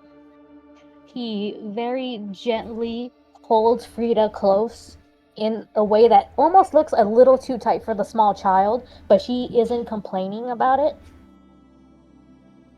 And he nods along. He's like, thank you so much for helping them, for helping little Jeremy. And then he kind of chokes up at the name and then clears his throat like, well, we will be having food for your and the other little one's adventure as thanks, and so we can give you your reward. And he beckons you to follow them home. I follow. You follow. Pidge follows along. Frida again scoops Pidge up against her will in the stereotypical baby carry pose, and you just see Pidge stare at you with the most forlorn, why me type of look. So, as you get to their home, Alwyn has a very hearty stew brewing in a cauldron for you, and Frida gestures for you to wait as she runs upstairs and rifles through her things. Now that you're alone, Alwyn swallows and nods, looking at you. Thank you for what you did for giving the little one a good farewell. He was he was my grandson, you know, before the incident, and I love Frida, but it's this whole thing. He waves a bit, like he wants to talk about it, but he's not sure how you and Pidge and Pipsqueak will react to this. I just look at him very seriously and say, we need to know more about the mother. Alwyn nods along. He's like, yes. Alice, she was a good woman. She and what's his good for nothing name? Alwyn rubs his nose like I shouldn't say that. He was a decent lad. He was providing for them, and he rubs his face like. So when Alice, my dear daughter, she got pregnant, we had a run-in with this old lady, and she was a nice lady at first, but it was a night hag, he says abruptly, and winces. You see, Alice, after she had the baby, her husband or boyfriend or whatever, I never really cared for the boy, but he was off at it adventuring and he never came back, and the hag, she came, and when everybody was asleep, she took the boy, Jeremy, ate him. Then a few weeks later, we had Frida dropped by the door. Alwyn sniffles and begins plating food and swallows. I love Frida like she was my own, but her mother just wasn't the same after that, you know, very understandably. Understandably, yeah.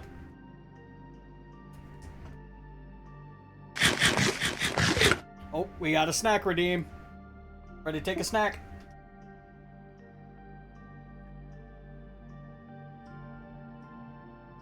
I eat a Skittle. And Crow redeems a drink. Take a fucking sip.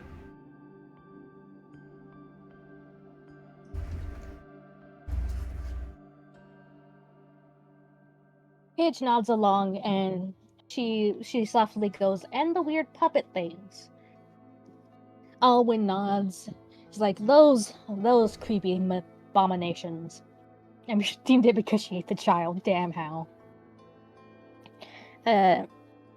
Alwyn shudders. Those creepy things came along with Frida. They're supposed to be some type of twisted playmates, I figure.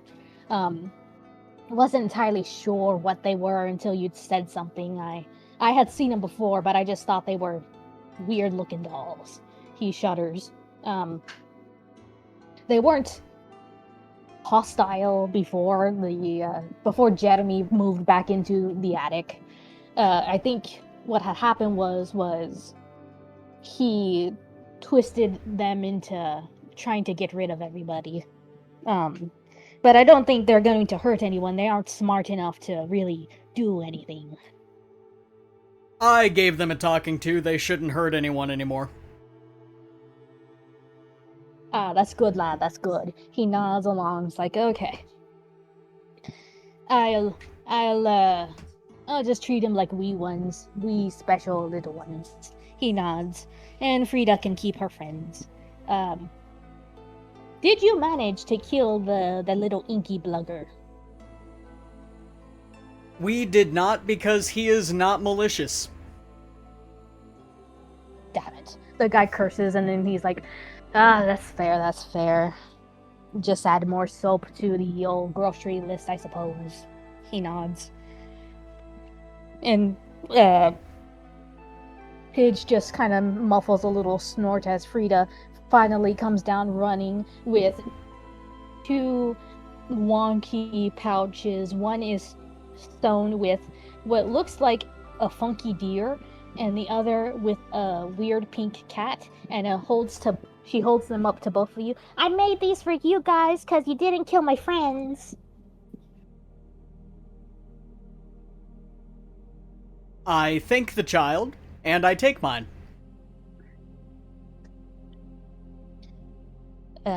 Pidge also takes hers and makes a little meow and stuffs it underneath her hat.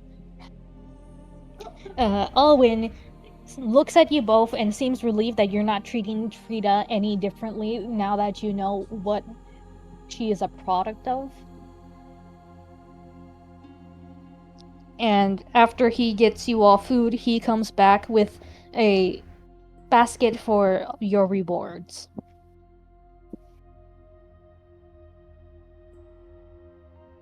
So, is there anything you'd like to say to him before you see the rewards? I just thank him for the job. Thanks you for the job. He opens the bundle and he pulls out little passes that are shaped like tiny dinosaurs. He gives one to you and one to Pidge, and then he clears his throat. These are paleo packages passes. I work at the old carting, and these will let you get from town to town or from in town for no charge. He waves his hand around. These are the packages you notice that you have seen before of when Henry sent you off into the wild blue yonder. Yes. Yes. And amongst the packages, he also pulls out some pretty little stones with little carvings of wolves on them. He says, and these were supposed to go to a wizard, but he never really signed for the papers. So sometimes we just take the stuff that doesn't ship through. So you can have these little pretty things. And he gives one to Pidge and one to you. They shine and sparkle like the moon.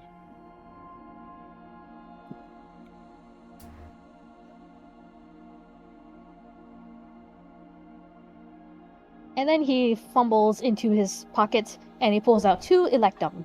One for you and one for Pidge. This is kind of below the standard adventurer's rate, but he is an old man with a single child, and he is just doing his best. So that seems to be about what he can spare.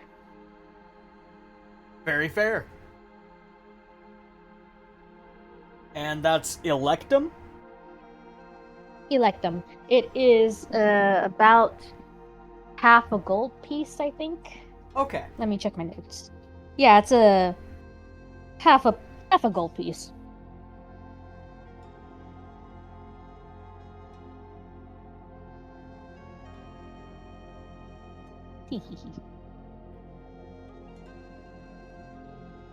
And that would be the one shot completed. Alrighty.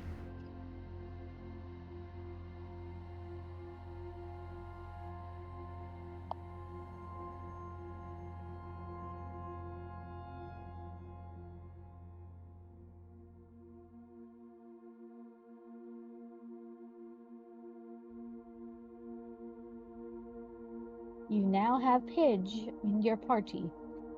And Pipsqueak. Hell yeah. And I would like to finalize my contract with Pipsqueak, by the way, since it has been a while since I've been able to summon him. That is fair. Perhaps, since Alwyn doesn't have that much gold for you, he lets you spend the night, so you now have an opportunity to talk to Pipsqueak and to Pidge to learn more if you'd like. I would like to learn more about Pidge and Pipsqueak, yes. Yes, how would you like to do so? I'll just be kind of petting Pipsqueak when I look at Pidge and I go, so, what's your story?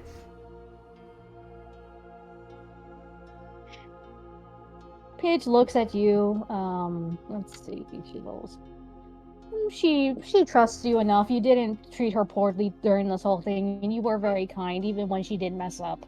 So she's like, you know how it is. A tiefling had a thing for furries, and I popped out, and well. She takes her hat off, and then she pats her little collar thing, and there's a poof of magic. And what has turned into a small, tiny, long-haired cat turns into a small tabaxi proper. She's only about 4 feet tall and looks up at you with her little yellow eyes. She's like, this is what I look like when I'm trying to be humanoid, but I prefer to be a little creature. Gonna roll for myself real quick to see if I trust Pidge enough with my story. I think I do. I got a 5, and I kind of decided, you know what, yeah. So I tell Pidge my story about my mother and father, the great adventurer who did seduce the dragon. He's a legendary figure. Oh, it was you guys. It was you. It was your dad. That You're was the my one dad. who with Sina, that one, and she emphasizes that one with her claws poking out and her hair standing on end just a smidge. Yep, my dad was that one. He was the elven bard in a party several decades ago. Most of the other party is dead now because they were human. But yes, my father seduced a dragon, and I was born. I gesture at my tail, which, when I'm resting and in a locked room, I go ahead and let my tail out. She nods and she looks at your tail and is like, "Oh, you're pretty healthy then. If you're half dragon, I don't see politely any really deformities. You're pretty solid." She nods along, and she parts her hair enough, and you can see two little horns on either side of her head in front of your ears, and it's like, I myself, have just these few little abnormalities. I kind of mess with my antlers and I go, yeah, Same. yeah. Mhm. She looks at you and she kind of sombers just a little bit, and her voice lowers like, "I heard what happened to her territories. Were you okay?" I explain the story as I know it because I don't know what other people know since I don't normally tell people where I'm from or who I am. I explain that I was in the village when the smoke hit. I watched everyone die except for the dog. How I buried everyone, and I'm still not entirely sure how I managed to not get poisoned, because I do not know that I have poison resistance. Pidge rolls, but she rolled a 5, and she's like, "Huh, that is kind of weird." Wait, she also has intelligence +4, but she still just has no clue. She's just like, "Huh, that's funny." Yeah. Um, but she nods along like, "Well, as I heard about it, that was Purified Crater, I think." And she mumbles more to herself. That's actually the only spot that doesn't have undead now. Huh. I guess that was you.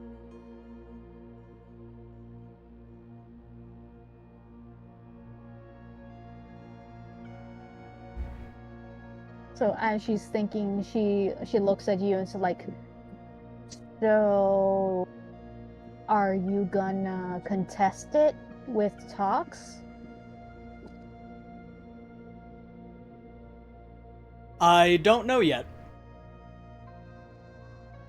Paige nods along. "Well, Dad Wild Lizard, but I mean, I tap your mom, she doesn't untap until the next end of her turn. Thank fuck she doesn't have vigilance." Yeah, But Paige nods along. She's like, "Well, it's not the same, but I wasn't very big fan of my father. He got better when he turned into an intellect devourer." She just kind of gestures haphazardly to it, to her brain. That's fair. Do I know what an intellect devourer is? Let me roll for that. I got another 5. I don't think anything I could possibly add to that will make that happen, so I do not know what an intellect devourer is, so I just nod. Because, I'm also going to tell Pidge about my journey through hell and the deal I made with Tonmo. How I'm basically on a suicide mission to either kill my mother and take her soul, or get killed myself by my mother or anything else that happens to come along. She blinks at you long and slow as you explain this to her. And she looks at you, looks down, looks at her, she covers her crystal bell with her paw and holds it close to her heart to almost muffle it, and her voice is more of a whisper as she turns her head. You managed to convince the she-devil to use your portal?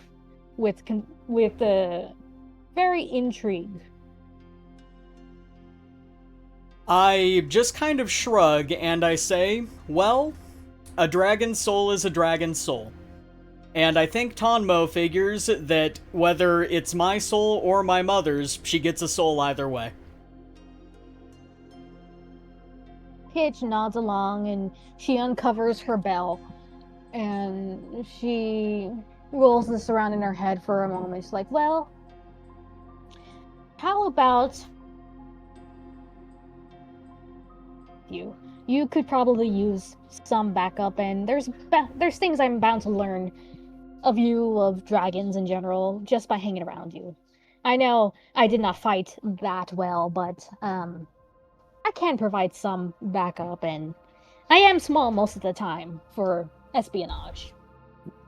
I believe it because we all had a very hard time hitting that small child. That was such a hard child to beat up. Normally, you just punt them and it's fine. Yeah, like what was that, you know?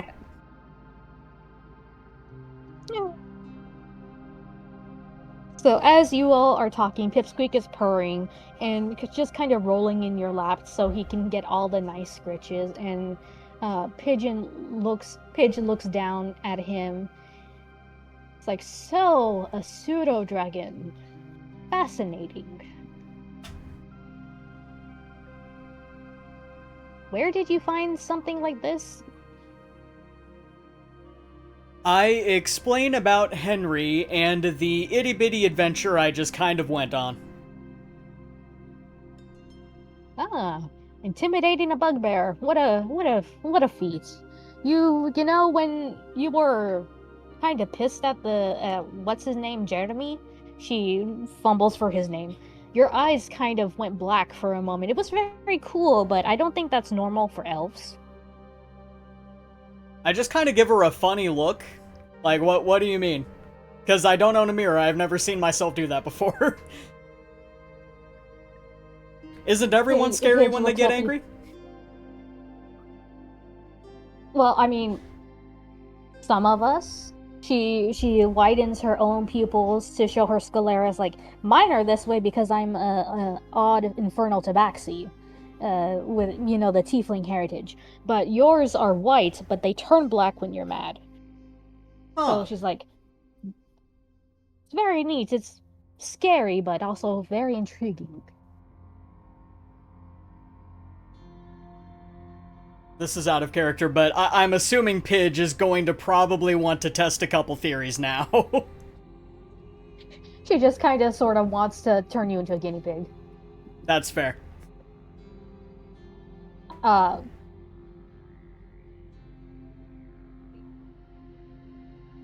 Pidge looks at you, and she mumbles something, and for a second she disappears. She was there one moment, and then she's gone. Interesting. It takes a few seconds, and then she appears right in front of your face, going, ah!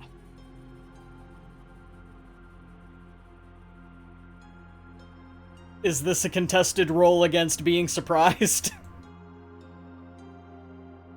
I mean, you could roll for it. She rolled a 13. I roll an 8. I'm surprised. You're surprised, but does your pupils change? That I don't know, and I'm actually going to let you decide that, because from my understanding, I only change when I'm hunting or when I'm very angry. Fair. I like to think your pupils constrict just a bit, but there is no noticeable change beyond what an elven would react to. So she nods along like, I'm sorry for that. I couldn't help myself. I just needed to check something. It doesn't seem to be fear based. I don't think. I'm not that scary, but still. Teehee. Teehee. Teehee. So Pipsqueak looks up and looks at Pidge, and he just kind of goes, "Let me roll something." Against his better judgment, he reaches up, honk. Pidge looks down and smacks him across the little muzzle. Hee hee hee. Teehee. Hee hee.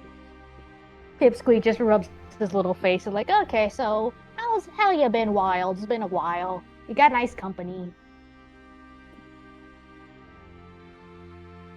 And I just kind of shrug because Pipsqueak obviously heard the whole story, and I'm like, well, I've been through a lot. Didn't really have a chance to summon you anywhere because I was in hell for a while there. You were in hell, huh? That is... And you came back, too. Huh. You're a lot more sturdy than I thought you'd be at first. And Pipsqueak just does little claps. Hell yeah. That's my guy. And Pipsqueak looks at you. So, you plan on keeping me around, or calling when you need me? I do love jerky, if you got any extra. I do feed Pipsqueak some of my extra jerky because I've opened up 2 days worth of rations now and I might as well share it. He is just vibing. He is so happy rolling around chewing his jerky. He's like, this is the best. And Anytime I just kind of... I'm right here. I just kind of shrug, because I don't know. Pipsqueak, I am doing a lot of dangerous things lately, and I don't know how much you actually want to hang around. Especially since you still have that contract with Henry. Pipsqueak's... I'm gonna roll something. Pipsqueak rolls high. Pipsqueak kind of looks a bit sour when you say Henry, and he's like, yeah, that jerk. And he just grumbles a bit, like, well, you don't gotta really worry. I got open availability, and he kind of seems a bit sour about it. Ah. And then Pipsqueak mutters, I'm better than a stupid fairy dragon. I ain't got no stinking color-looking butterfly mother. I just pet Pipsqueak and I nod. That's fair, that's fair. You have now reaffirmed your bond with Pipsqueak. Yay! And your affinity with Pidge has grown a bit stronger. Yay! Is there anything you'd like to investigate about your new companions? Let me roll something for that. Teehee. Because I have things I want to know, but I don't know if Eldon would be smart enough to try to figure it out. 15, so yes. Teehee. You have a very interesting bell.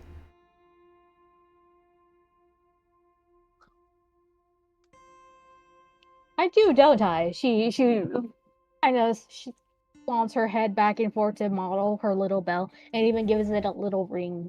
The ring, when she does so, she jolts just a bit, and you can even hear a faint echo coming from the bell. And she's like, "Oh, I forgot. Sorry." But it seems you might have to press her just a little bit to know its whole deal. I have a feeling Pidge and I are going to be traveling together, so I don't press yet. Very fair.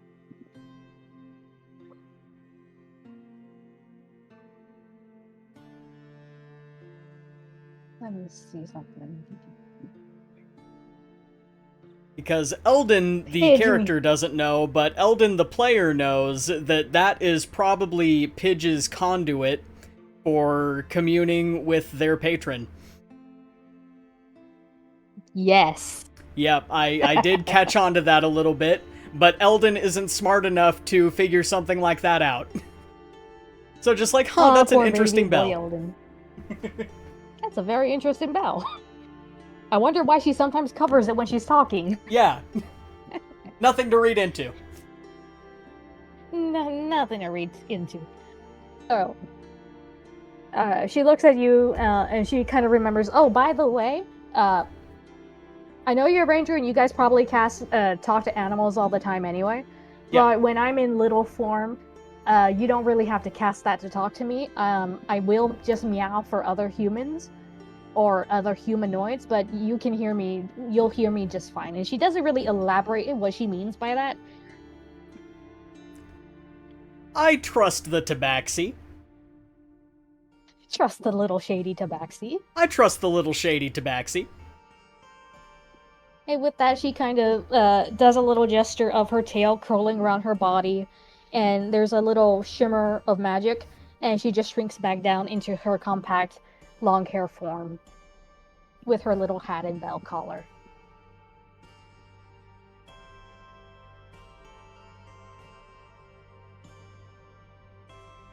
She is now just about the size of Pipsqueak. That's fair. I go ahead and I put my tail back in its hiding place and resituate my cloak so that the antlers look fake again. Just like decorations.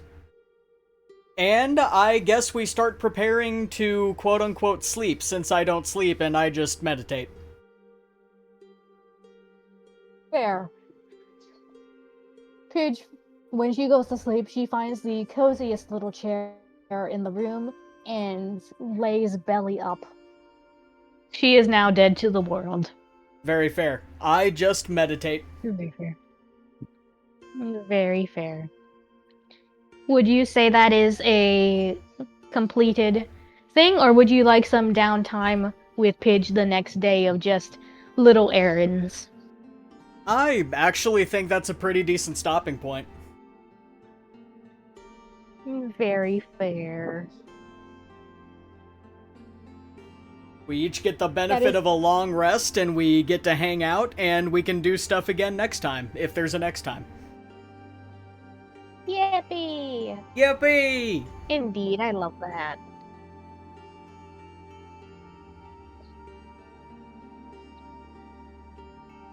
Very cute.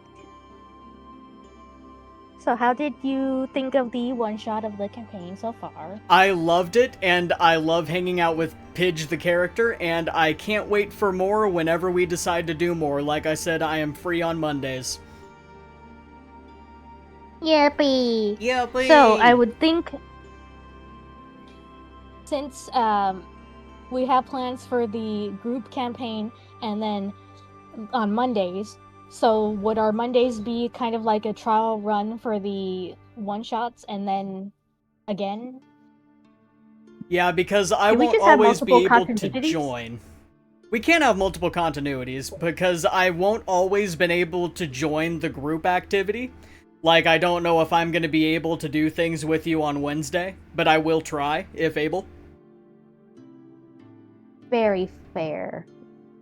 Because if nothing else, I'm useful for getting the rats out of the way, so it might be a good idea to have me around. You know, I wasn't planning on it. If you rolled bad, I could have just, done a little bit of a swarm thing of combat where you just have to fight 20 angry rats. Yeah, that was like my one worry was like, oh, there's a bunch of rats down here. If I accidentally shoot one, it's gonna be war. Was it the Skaven have arrived? But that was so fun. I forgot that you had speak with animals, so I'm like, oh yeah, you could just talk to these little guys. Yeah.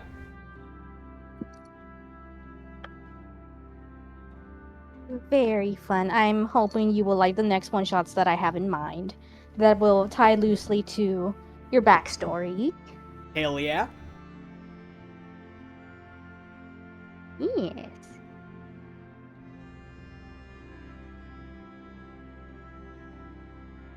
Alrighty then, do you want to go ahead and end it here? I do, I believe. Actually, what were your thoughts on the loot for the rewards of the mission? I don't know much about the items I was given. I figured I'd ask you that in post. I do have a couple things like the wolf stone and the cloak written down. Yes. Okay, so we can discuss that on Discord, yeah? Yeah. Okay, fair. So I guess that is the end of stream. Yep, we're gonna go ahead and end stream here. Thank you everyone for stopping by. There's a lot more of you than was originally advertised. Thank you so much for hanging out with us today, everybody. Yes, thank you so much as our lovely audience. It was lovely to have everybody. Yeah, we are going to go ahead and end here because I don't know if you guys can hear it. There's also construction going on in my house. There's been a drill for like the last 20 to 30 minutes. That's very fair. I didn't hear a damn thing, so. That's fair. I don't know if the stream can pick it up though. But yeah, we're going to go ahead and end here. Very fair.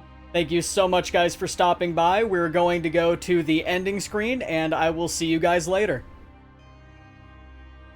Bye-bye. Bye-bye. Bye-bye. Bye-bye.